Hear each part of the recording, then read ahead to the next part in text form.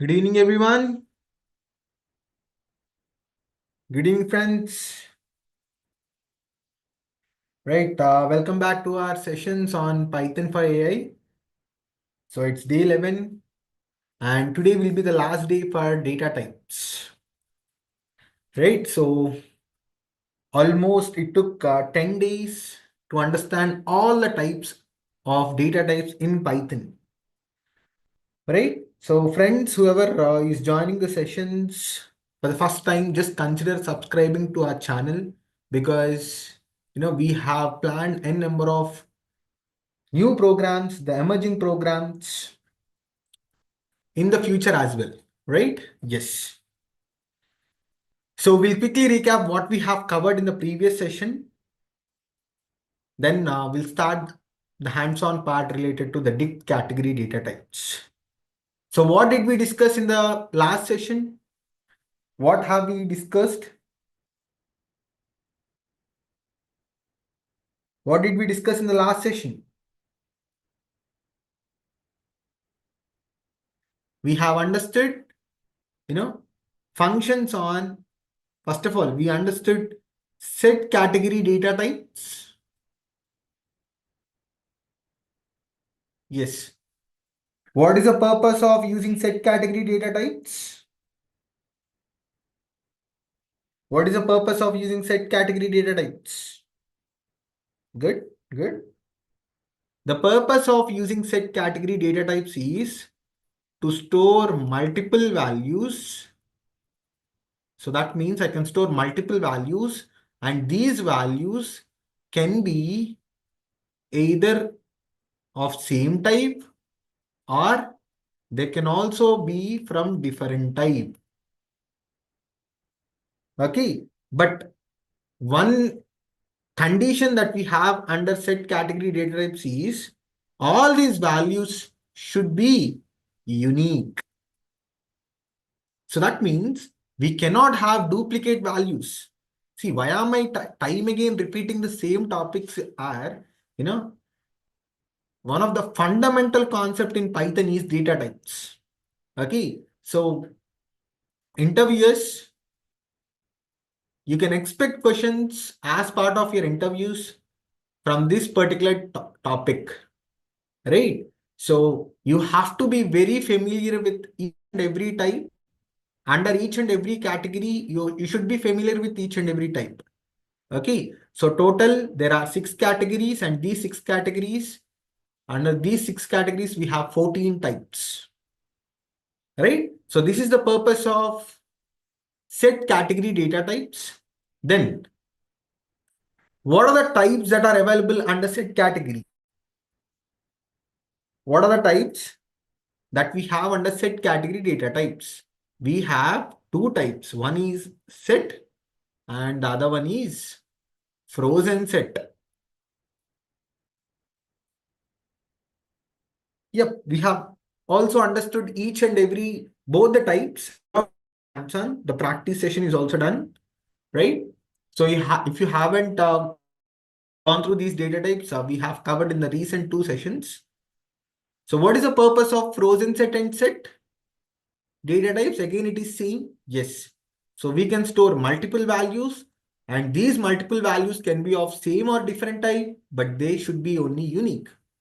We cannot store, a set or frozen set objects.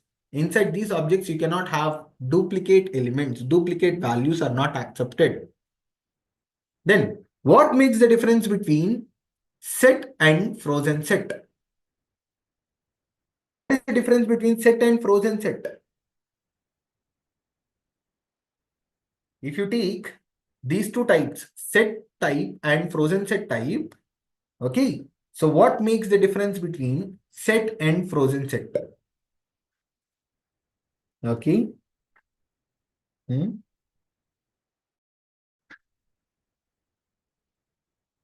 Keep going.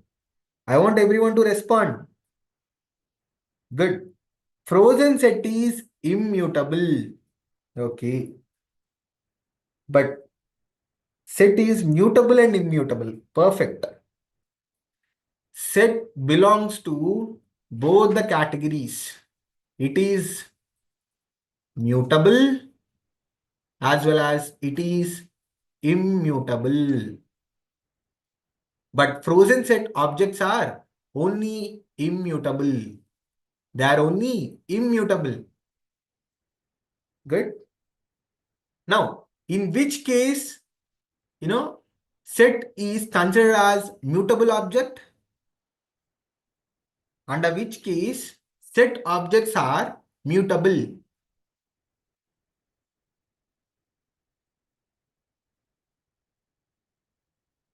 Yep, set is both mutable and immutable, but frozen set is just immutable.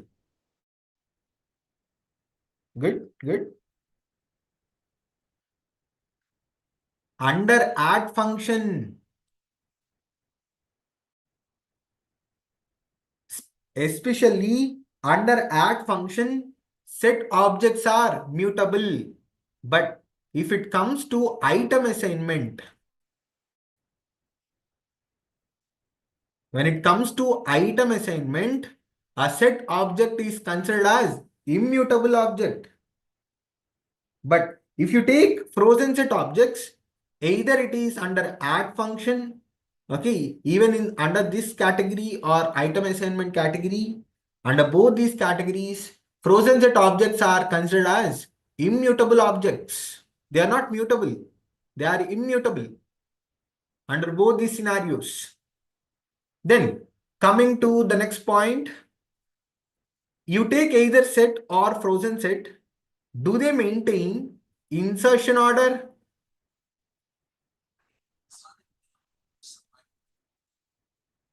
Do set or frozen set maintain insertion order? Yes or no? That's it.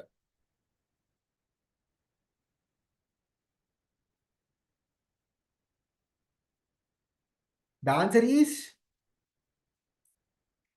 no. The answer is no. Either set or frozen set objects, they don't maintain insertion order. Since they don't maintain insertion order, when we try to get the values, the elements from these objects, they have n number of possibilities. There are n number of ways, to store the elements inside the objects. Then the next point that we have is,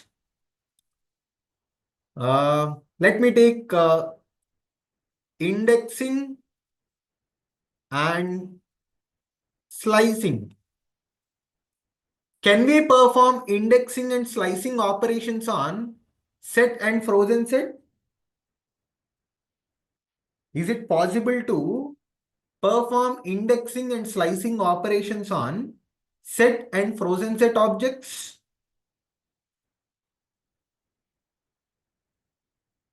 Good, good. No indexing and slicing. Why? Because it does not maintain insertion order. If there is insertion order, obviously we can perform indexing and slicing. But as they don't maintain insertion order, we cannot perform the operations like indexing and slicing. Good. Then, the elements of set, they are ordered, they are organized, okay, they are kept organized in flower braces, and all these elements are comma separated. But in the same way, do we have any notations for frozen set? No. But still, if I want to convert the data types, okay, if I want to convert the data from one type to the other, especially to the frozen set, I can directly use a function that is frozen set function. Okay, we can use frozen set function to convert the data from other type to frozen set objects. In the same way, we also have set function here. Set function, frozen set function. Then, so these are the important points. Yes, under set category. So this is how you have to remember. If you remember in this fashion, you can answer any kind of question. Because first, the category, What is the purpose of the category? Then the types followed by the properties. That's it. That is more than enough. Okay.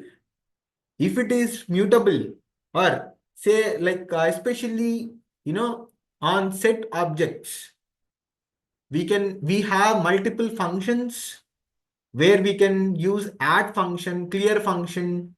Okay. Then we have discard, remove, pop. Okay. Then intersection, union, difference, is disjoint, is subset, then is superset. We also have symmetric difference. So there are many functions. Okay. Probably the questions will be from functions also. So we should be very clear on the functions part. Hands on. Not just listening to the sessions, hands on is must and should, guys. Okay. That is one thing that you guys have to focus. Right? If not, probably till this sessions, you may memorize the concepts. Later on, you'll miss for sure. Right? Post understanding the concepts of set category data types, we also got introduced to the next category. What is it? What is the next category data types? It is Dict. Dict category data types. So what is the purpose of Dict category data types? First of all, how many data types we have under Dict category?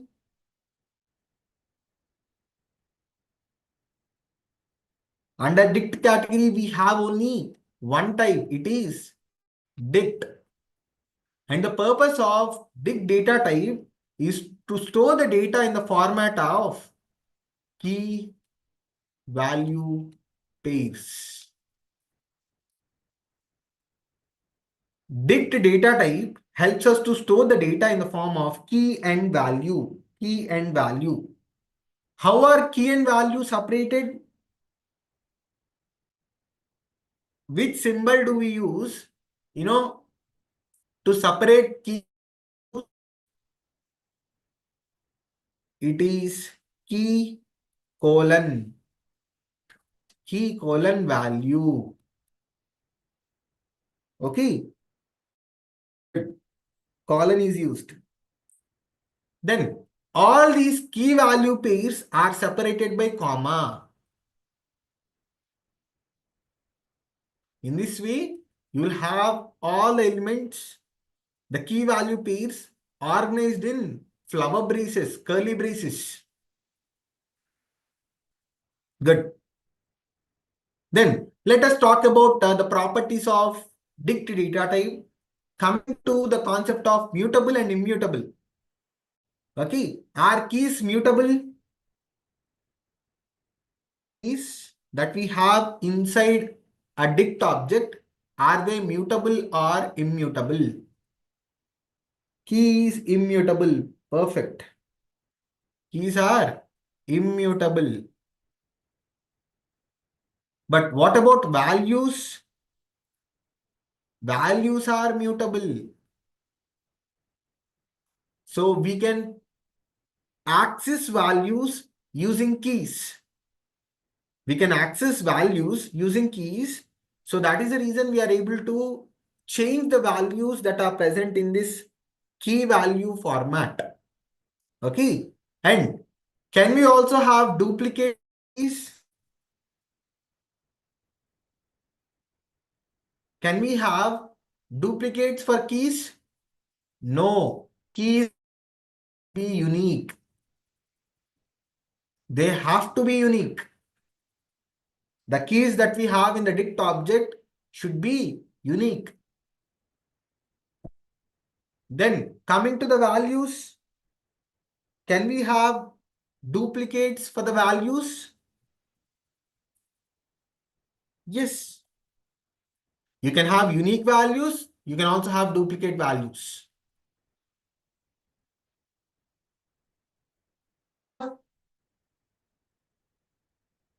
So probably yesterday we just went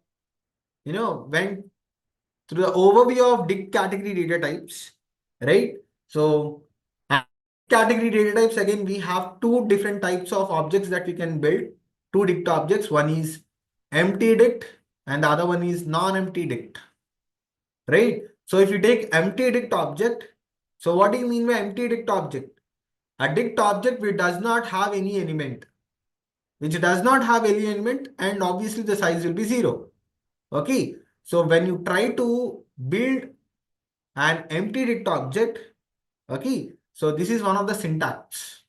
When you just use flower braces, curly braces, okay, and if you are going to store this to a variable, so this is going to create a empty dict object and which gets stored in A. This will never create a set object. This creates a dict object only. If not, I can directly use dict function where I don't pass any values inside it. So again, this is going to create the same empty dict object. Two ways.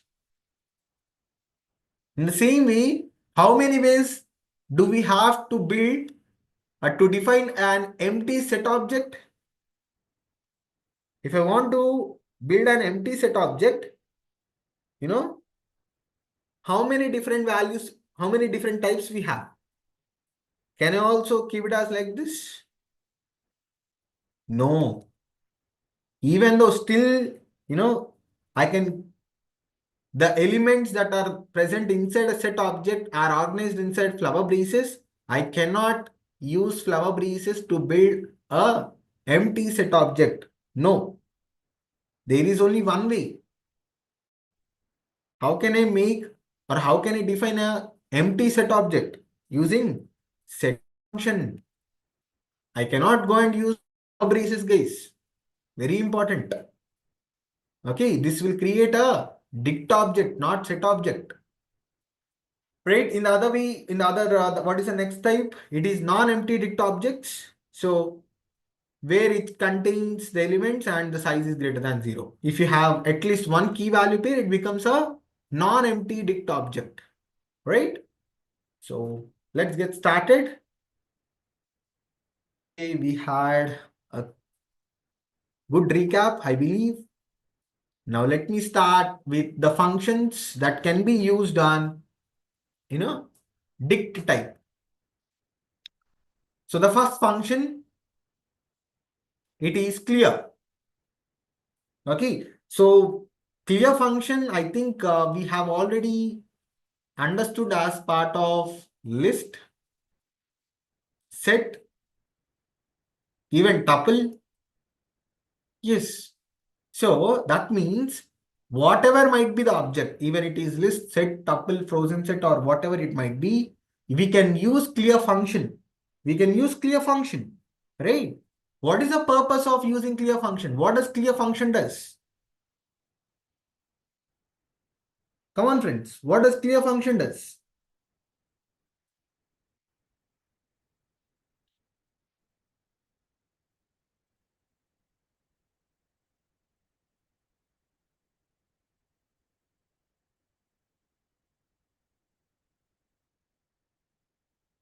Clear function helps us to remove all the values. Clear function, it helps us to clear or remove all the entries, nothing but the values, the elements from the object. So it depends on what object you are working on. If you work on dict object, all the entries, all the values. Okay. So especially in dict, we have both, right? Key and values. So all of them will be cleared, will get removed. And the syntax is same. Only the object gets changed. Right? So dict object dot clear function. It is same. Now, what are we going to do in line number 1834? You have to respond from here onwards. Okay. So pay attention. What are we doing in line number 1834? I had flower braces. Inside flower braces, I see commas and the values. So what are we doing?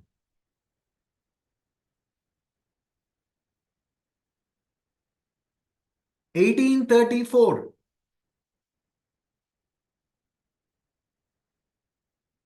I'm going to create a dict object, okay, where I have multiple key value pairs. I have multiple key value pairs. See, this is key 1, then colon value 1, comma, key 2, colon value 2, comma, key 3, colon value 3, comma, then key 4, colon value 4. All these key value pairs, where do we have? We have them organized inside flower braces, curly braces. Okay, so that means I'm going to store the data which is in the form of key value pairs. Okay, and this, in order to store this data in this fashion, dict type will be used.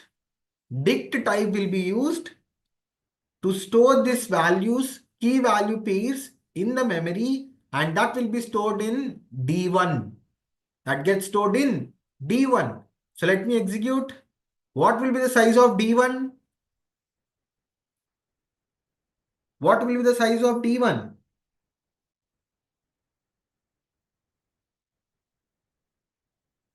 How many key value pairs do we have? Obviously, there are 4. So the size will be 4. It will not be 8. Don't assume that when it comes to size, it doesn't take both key and value, friends. One key value pair will have size 1. Making sense? So how many key value pairs you have here? It is 4. So the size will be 4. For better understanding, I'll just open this object D1. Here we have, the dictionary. All the keys 10, 20, 30, 40 and the values. The corresponding values for each and every key with the size. For each and every value, we also have the size and the type. So this is the benefit of using Spider. Making sense? Right. Now, what are we doing in line number 1835? I'm just going to print the D1 object along with its ID, address. So ID of object will return as address. It just returns the address. So let me execute. What, in which address does D1 got stored? At this address in the memory, D1 object got stored in the memory. Now, once after creating the dict object, I am going to use clear function. And what happens if I execute line number 1837? 1837. On the dict object D1, we are going to use clear function. So what happens? The purpose of clear function, it helps us to remove all the entries present in the object, that is a dict object here.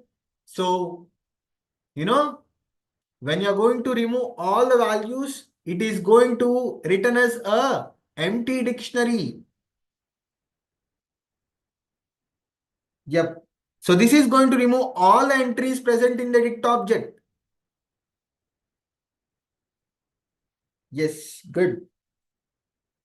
So output will be an empty dictionary. Empty dict object is what we are going to get. So let me execute line number 1837. See, it got executed. Just have a look at the variable explorer. What is the name? It is D1. And what value do we have inside it? Is there any value? No. We just use the clear function and this has removed all the entries from the object. Now I am going to print the results along with the address. So the address will be seen. At the same address on the same object, the clear function has executed. which resulted as an empty dict object. There are no elements. Good. Pay attention. So for dictionary, not only for the dict object, especially for the dict type, I just came up with very less number of examples. Okay. Probably if you are clear on, if you have a concept of clear function, we go to the next type. The next function, it is copy. What does copy function does? Again, when it comes to copy, we have discussed two functions. What are they under copy? We have discussed types of copy process under list. Probably if you are, aware of these two types, I want everyone to respond. Types of copy process. There are two types. What are they? One is shallow copy. What is the other one? The type. Copy function helps us to copy the content. Okay. But I want the other type. Deep copy. Very good. It is deep copy. Shallow copy, we achieve the output using copy function. But how do we achieve the output in deep copy?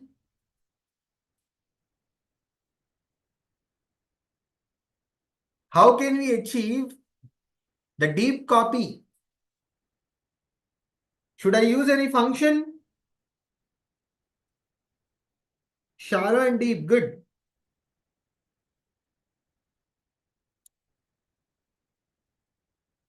But what I am supposed to use for deep copy? It is assignment operator. That is what I am telling you. Good. So I see, majority of you are not practicing, right? So you have to practice, guys. Only then you will be memorizing the concepts.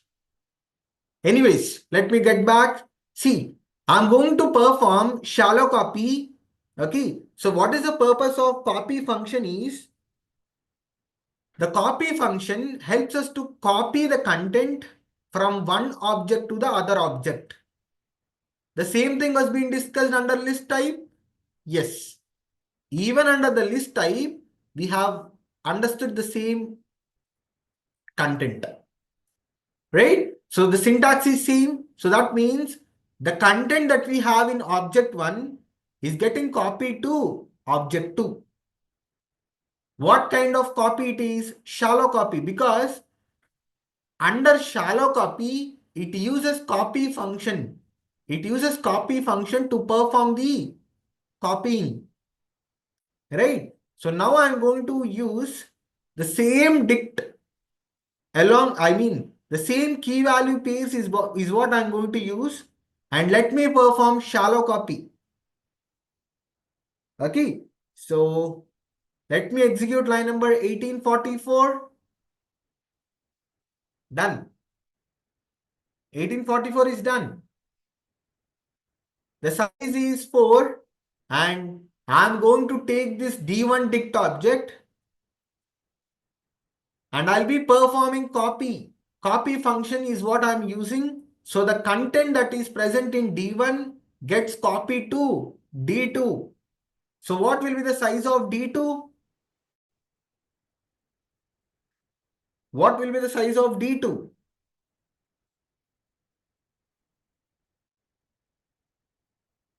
Good. So let me execute. Again, the size will be same because the same content gets copied, right? So the size of D2 will be 4. And which type will be used? It is dict. Dict type will be used.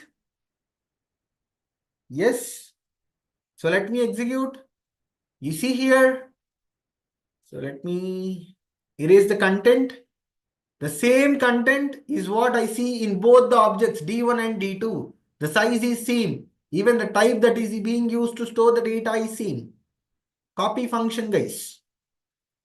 Now, under shallow copy, okay, for both the objects, do we have the same address or different address?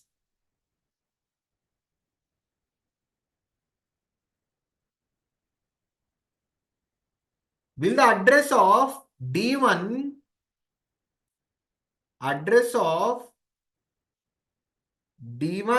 and D2 will it be same or different in the memory? If I use shallow copy, the address in the memory of both the objects will it be same or different? Good.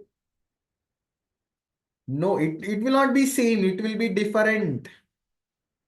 So that means here I have to get a different address. So if I get some random address is what I'm writing here. Okay. So if I get this address, I should get the different address for D2. It should not be same. When do we have the same address? When we use which type of copy? If I use deep copy, using assignment operator, there for the two objects, for both the dict objects, we'll have the same address. Guys, concept is, memorizing the concept is must and should. Because using the concept is what you are going to try, you are going to build your code, right? Yes. Now let me execute line number 1847. So that will print me D1 along with the address. So I got the address. Now I'm going to print D2 along with the address. Do you find the same address for both the objects? Are they same? No, they are not same. Why are they not same? Because I'm using copy function which does shallow copy. It is not performing deep copy. Clear? Good. Now, what are we doing in line number 1850? Respond 1850.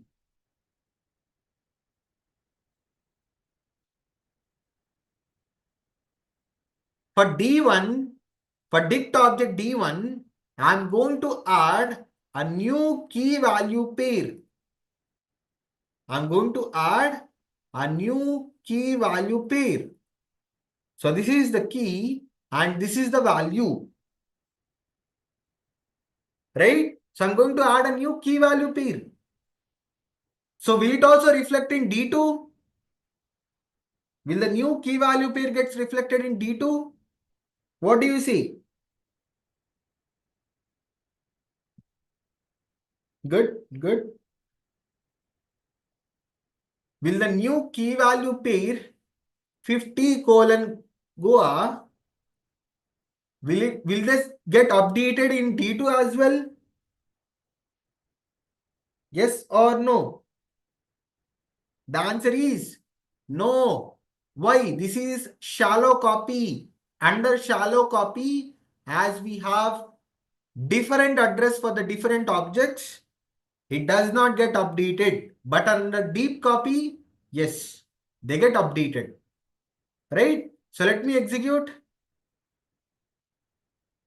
I'm going to add a key value pair in D1. Then 51, in line number 51, I'm going to add a new key value pair in D2. See, the size became 5 and 5. But both of them are not having the same key value pairs. They got changed just because of the fifth one. Right? Now let me print the objects along with their IDs. See, the size is 5. The address is same. I mean, the old address. But when you're comparing the address of D1 and D2, they are different. Clear? Yes. So we are done with the copy function as well. Let us go and understand the next function. It is pop. Did we use or did we learn pop function so far?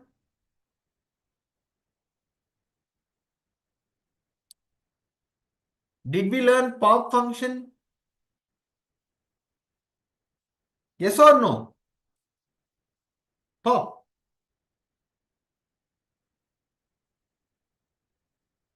Under list concept, we have understood pop function. Even under set data type, we have understood pop. What is the purpose of using, or how does pop function, or what does pop function does? It is used to remove any element.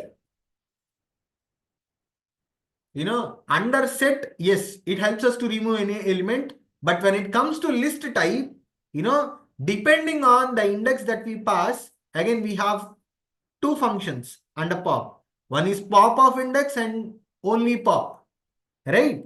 So when you are using pop function on the list type data, it helps us to remove by default the last positive indexed element, right? So I'm going to use the same pop function, but this time on dict objects. What does pop function does on dict objects is the same.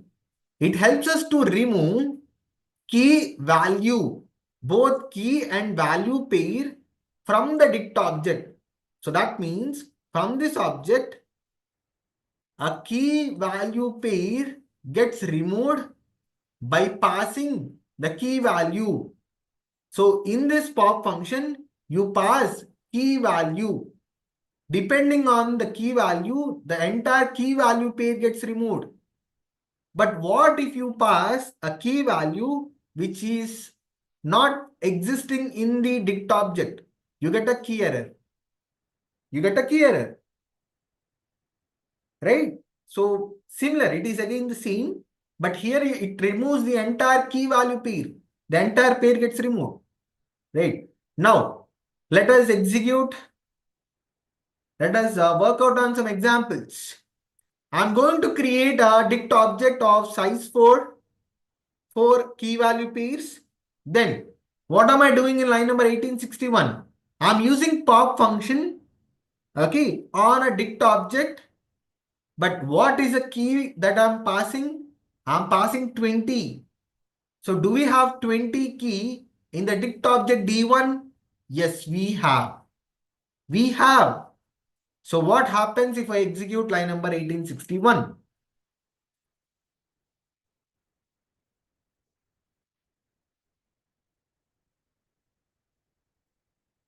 What happens if I execute line number 1861?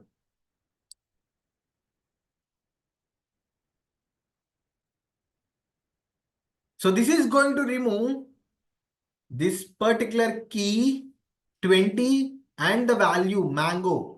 So this key value pair gets removed from the dict object D1. Let me execute. Let me execute and check. That is what it is going to do. Yes. See, it has just popped out, the value. But if you see here in the variable explorer, do you find the size as 4? No, it became 3. Why? The key value pair 20 colon mango got removed. Okay, so let me print D1. I just had only 3 elements. I mean 3 key value pairs. Clear? In the same way, can I get the output for line number 1864? 1864, pop of 30. Do we have key value as 30? Yes, I have a key with value 30.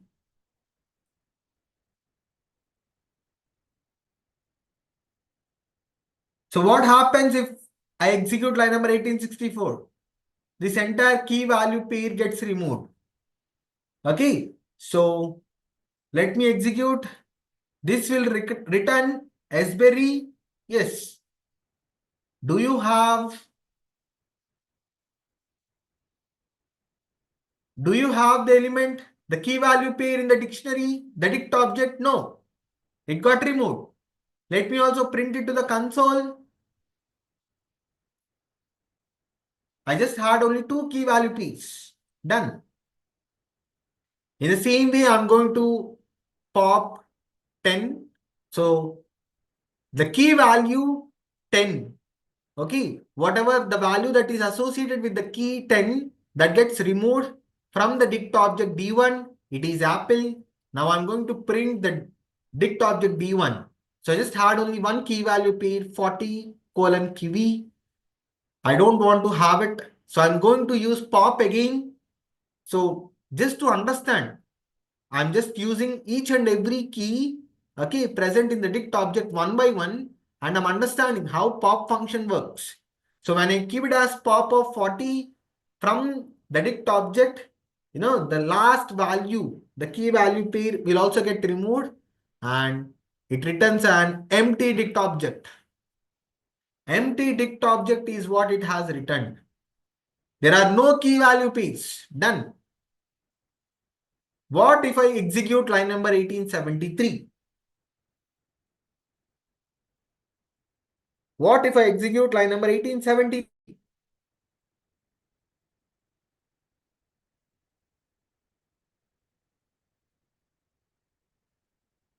This will return me a error. What error? What am I trying to do? I'm using pop function, okay, and I'm trying to remove a key value. For the key 10, I'm going to remove the value, is what it means. But do you have any key value pairs first of all? No. There are no key value pairs. So this will return me a key error. When you try to pass an invalid key, the key value which is not existing in the dict object, it will return a key error. So I'll execute line number 1873. Just have a look on the console. Key error is what it has returned. Making sense? Good.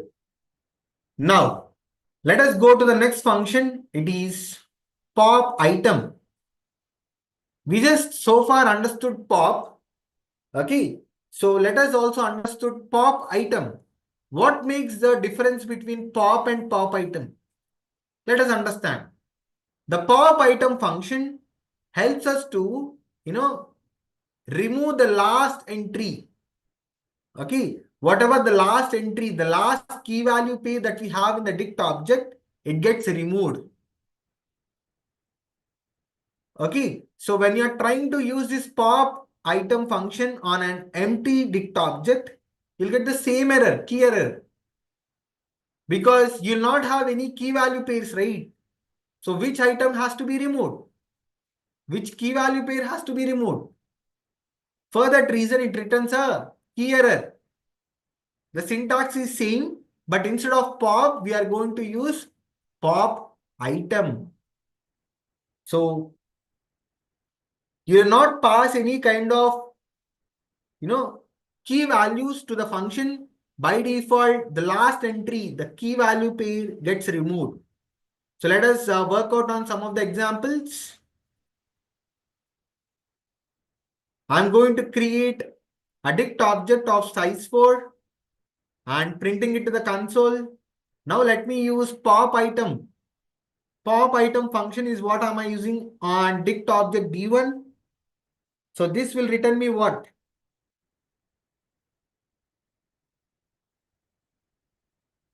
This is going to remove the last entry. What is the last entry? What is the key value pair that we have in the last position? 40 colon kiwi. See, 40 colon kiwi.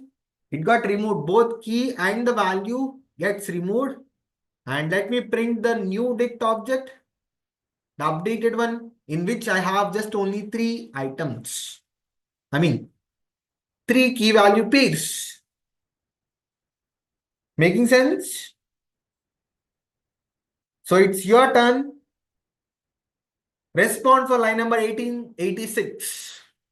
D1 dot pop item function. So this is going to remove what? Which key value pair gets removed from the dict object D1? if I use pop item function, is removed. So what is the last key value pair that is present in the object? It is 30 colon sberry. So that gets removed when I use pop item again. So let me execute. It got removed? Yes. 30 got removed. Now I'm just printing the dict object as is. Good, good.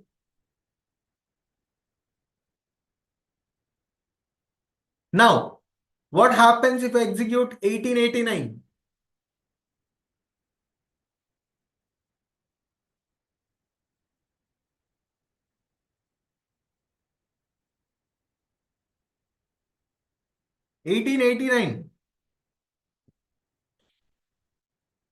Which key value pair gets removed? What is the last key value pair that we have? 20 colon mango. So that gets removed. Done. Perfect. Just if you understand the purpose of the function, you can answer the questions, guys. Okay, there is no rocket science. So I'm going to print the dict object D1. I just had only one key value pair. I'm going to use pop item function again. Okay, so this is going to remove the last key value pair that is present in the dict object. So even 10 colon apple will get removed and it returns me a empty dict object. There are no elements inside this dict object D1. But still, what am I trying to do? I'm going to use pop item function again. If you use a pop item function on a empty object, empty dict object, it will throw us a key error. You'll get a key error stating it as dictionary is empty. In order to remove the key value pairs, you should have at least one. But it is a empty dict object. So let me remove all of this. Making sense? Now, let us understand the next function. It is keys. What are the functions that we have understood from starting? Clear? Then, what is the next function? What functions did we understood on dict objects? 4 have been covered. It is clear. Then pop item, and copy, which performs shallow copy. Making sense? Good. Right. Now let us understand the next function. It is keys. What is the purpose of using keys function? This keys function helps us to obtain a set of keys. We can get the key values, okay, from the dict object as a set. We'll get a set of keys and the syntax is dict object dot keys function. Simple. Okay, so let us try it on example. So you see, I'm going to use the same example. So where we'll have 4 key value pairs. Now on this dict object D1, I'm going to use keys function. I'm going to use keys function. So what will be the output? First of all, tell me how many keys do we have in this dict object D1? How many keys do we have?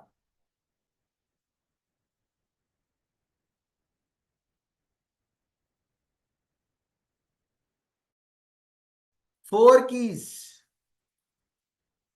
We have 4 keys. What are the 4 keys? 10, 20, 30 and 40. So these 4 keys will be obtained as a set. As a set.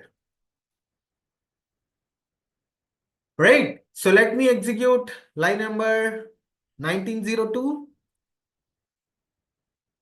See. So we got a set of keys, right? Now, what am I going to do? I'm going to use for loop, okay, to print each and every value present in the keys. Okay, so what is this loop? What is for loop and all we'll understand, friends. That's not an issue. Okay, the syntax is again the same. For variable in the object, colon, your lines. So I'm just going to use for loop to print all the keys that are available in the dict object D1. Okay, so I'm just using the function here so that I'll get all the keys. I'm just printing the value of k. So this will return me 10, 20, 30, and 40. Good. Now, in the same way, there is a function, okay, which is values. To get a set of keys, in the same way we have values function. So this values function helps us to obtain the set of values from the dict object. Okay, like how we are able to get set of keys from the set object, from the dict object. In the same way, we are able to get values from the dict object using values function. So just replace the function. Instead of keys, we'll use values. So what are the values that we have in the dict object D1? There are in total 4 values. Apple, mango, raspberry and kiwi. These are the values? Yes. Now, let me print D1. So we are understanding the function of values, right? So this values function will return us a set of values from the dict object. So let me execute line number 1914. Whatever the values that we have in the dict object D1, all of this will be returned by values function. See, okay. So I had all the values from the dict object. Now, in order to have a clear output, I'm going to use for loop. Okay, I'm going to use the same d1 dot values. I'm going to use d1 dot values function using for loop, and this is going to print me each and every value line by line. So how we are able to get line by line? Okay, what is this loops? Let us understand bit later, not now. Okay, so under the loops topic, probably we are heading towards the next topic. Okay, so there we'll understand this loops and all, no issues. Then what am I doing in line number 1918? I'm trying to use values function on empty dict object, right? So this is a empty dict object in which I'm trying to use values function, right? So when you try to use values function on the empty dict object, you'll get an empty output. So keys function will return a set of keys. Values function will return a set of values. Then we have get function which helps us to obtain the values. So let me keep it here. We have the next function as get function. So this get function helps us to obtain the values. We'll get the values by just passing the keys. Okay. So when you pass the value for your key, you'll get the value. Which function? It is get function. So inside the get function, you are supposed to pass the key. For that, I'm going to define a dict object, the same object of size 4 key value pairs, then printing it. What are we doing in line number 1926? What is it?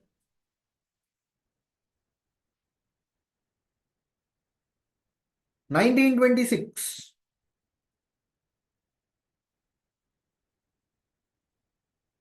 This is nothing but trying to access the values using keys. So the output for line number 1926 will be yes, berry. Yes, because 30 is a key value and I'm going to access the value via key. Yes, but we also have get function. So I'm going to use get function, which helps us to return the values by passing keys. So d1 dot get of 30. 30 is a key value. Then d1 dot get of 10. 10 is a key value. d1 dot get of 40. 40 is a key value. So for all these key values, it returns the values. For all the keys, it returns the values. Right? So let me execute line by line. 1926. The output should be sberry. Good. 1927. Again, the output should be sberry only. What is the purpose of using that function? It has to return the value by passing the keys. 1928. The output should be apple. Good. Keep going. Then for 1929, the output will be kiwi. Is it clear? So we have used get function on a dict object to return the values for each and every key. Perfect. Now I'm going to use the next function. It is items. Keys function have returned as keys from the dict object. Values function has returned as values. Then we had a function called items. And the purpose of using this item function is it helps us to obtain both the key values. You'll get keys along with the values. Okay, which function it is? It is items. So the syntax is similar to keys and values. Just replace the function with items. Right. So let me create a dict object of size 4. Then I'm going to print it. Now I'll be using the items function on the dict object d1. So when I use the items function on the dict object, it will return me the key value pairs one by one. So let me execute. See, key value, key value, key value. Making sense? Right. Now I'm going to use for loop. Okay. So I'll be taking the same items function and I'm going to keep it in for loop. So this is going to print me each and every key value pair. Each and every key value pair will be returned. So just have a look in the console. The key and the value, key value. Then what makes the difference between this for loop and this one? The next one is I'm just trying to add one more part inside the print function. Okay, where k takes the keys and v takes the values. So we also have an arrow mark pointing towards the values. So that will be printed additionally for each and every key value pair.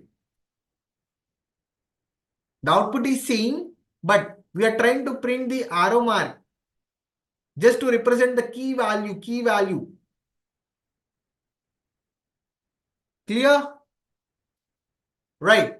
Now, so we also have update function. The purpose of update function is to update the values. Okay, we use update function for updating the dict object 1 with object 2. Whatever the elements that we have in object 2, they get updated to object 1. So here we have the syntax. Probably we have already explained we have a clear understanding for update function, right? So this function has already been used in list topic. So I'm going to create a dict object with two key value pairs. So this is key value pair 1 and this is the second one. Where am I going to store? I'm going to store in D1. Then coming to D2, I have three key value pairs. So let me execute D1 first of all, in which I'll have two key value pairs. So the size will be 2. Then under D2, we'll have three key value pairs. So the size becomes 3. The size is 3. Now I'm going to use update function. So what happens if I execute line number 1954?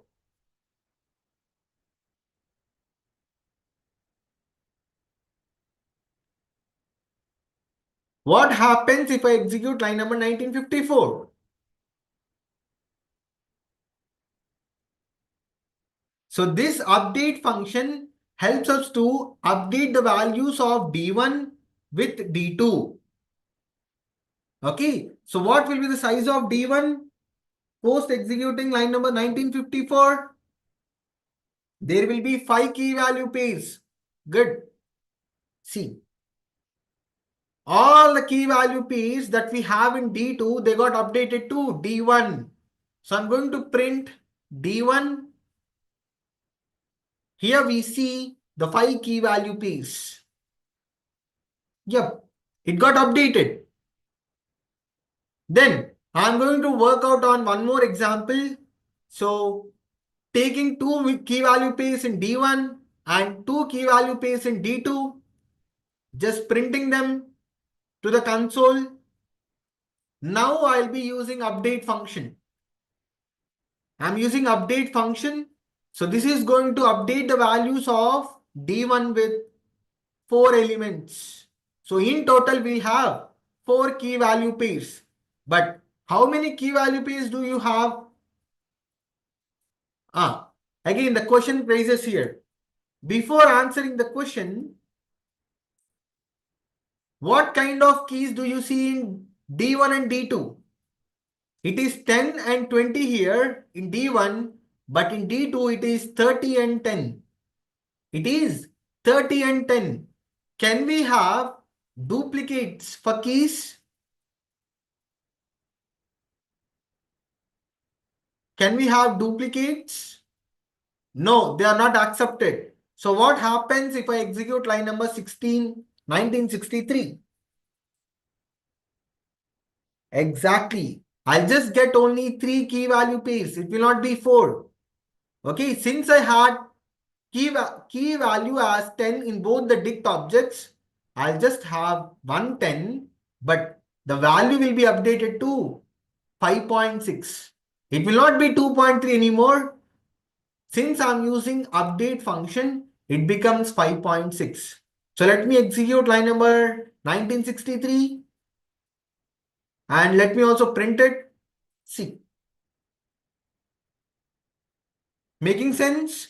In the same way, we also had one more example. So this time you guys have to respond. Creating a dict object with two key value pairs. Then in the same way, I'm going to create one more dict object with two key value pairs. So what happens? Let me execute 69 and 70 as well, where we are going to print both the dict objects to the console.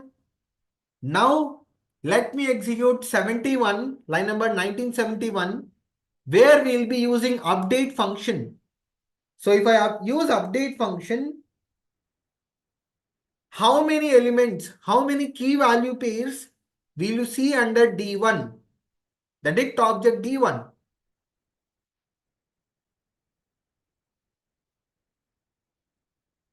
It will be just 2 pairs. You cannot have 4. It will be just 2. Why?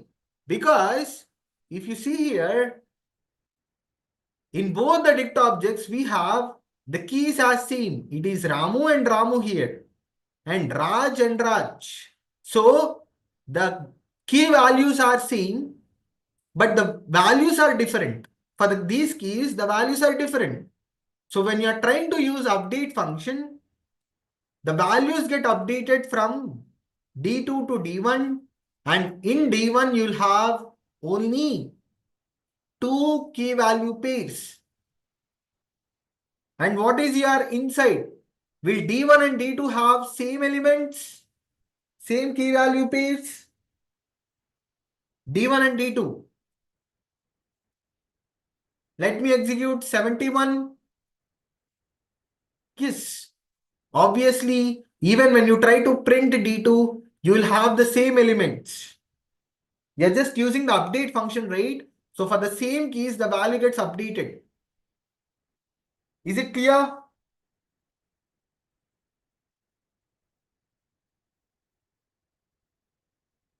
Good. Now, let us understand the last category under the data types. It is none type. It is none type. So what is this none type category data types?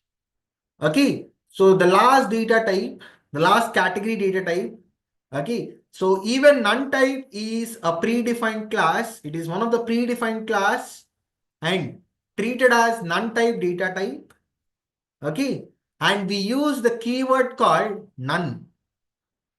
And it is treated as none type. Okay. So what exactly is this none? Is it null? No, it is not null. It is not space. It is not even false. Then what exactly do you mean by none?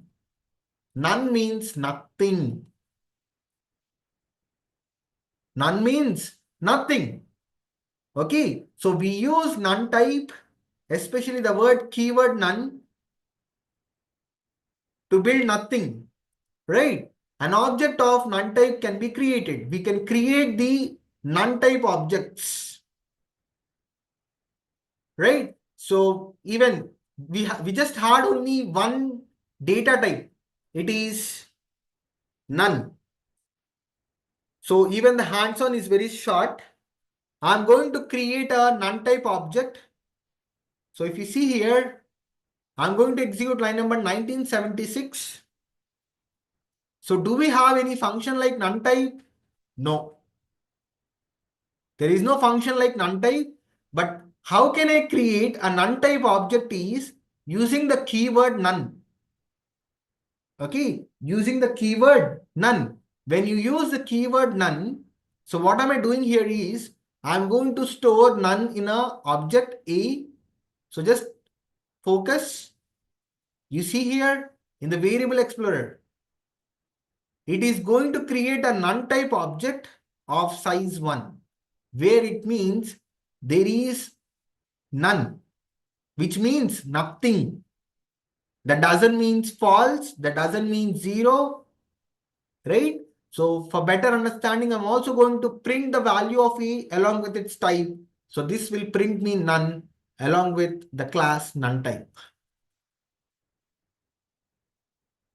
Right? So we use this none as part of functions. There are multiple, ways where we use none. The keyword none. So obviously we'll be discussing in the further sessions. But this is the overview of none type category data types. So this marks the end of data types concept. Okay, so I'll quickly go back.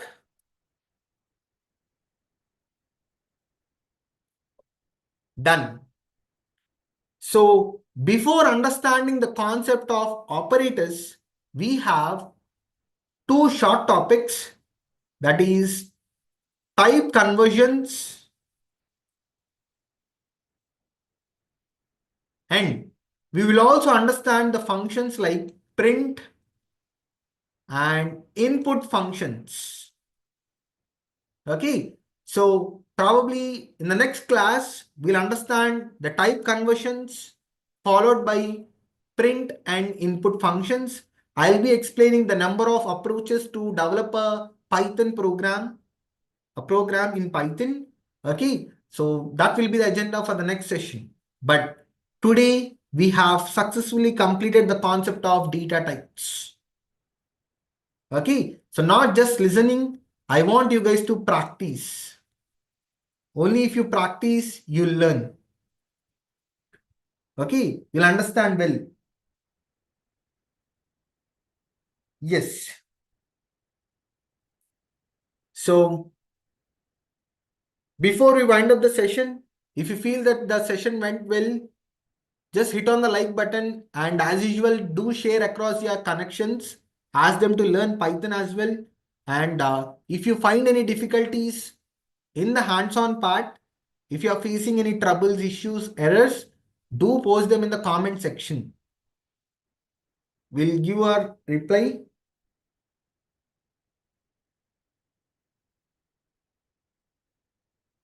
Right. So,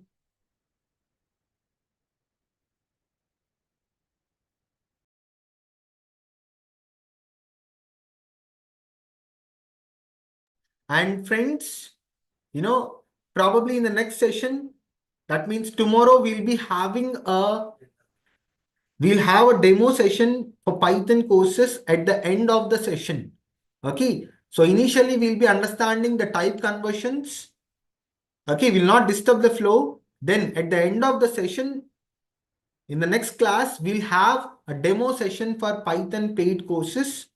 Okay. So just attend the session completely. Right. Till the end.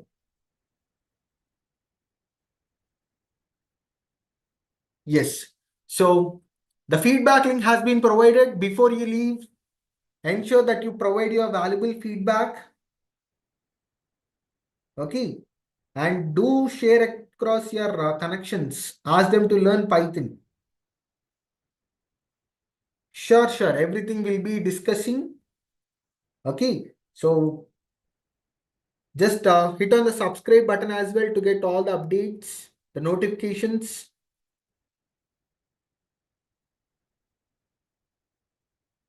And as usual, if you want to work on the examples, you can try building your own examples on whatever the topics that we have discussed on the day. Just try building your own examples for dict type. Then we have also discussed frozen set, right? So for all these types, you have to come up with your own examples.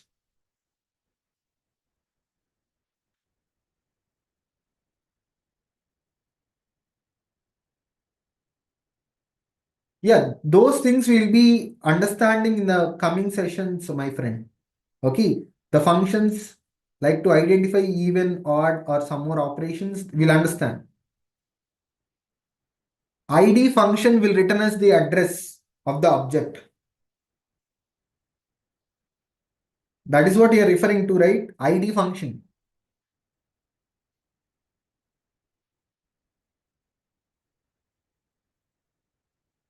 We'll understand in the coming sessions. Got it?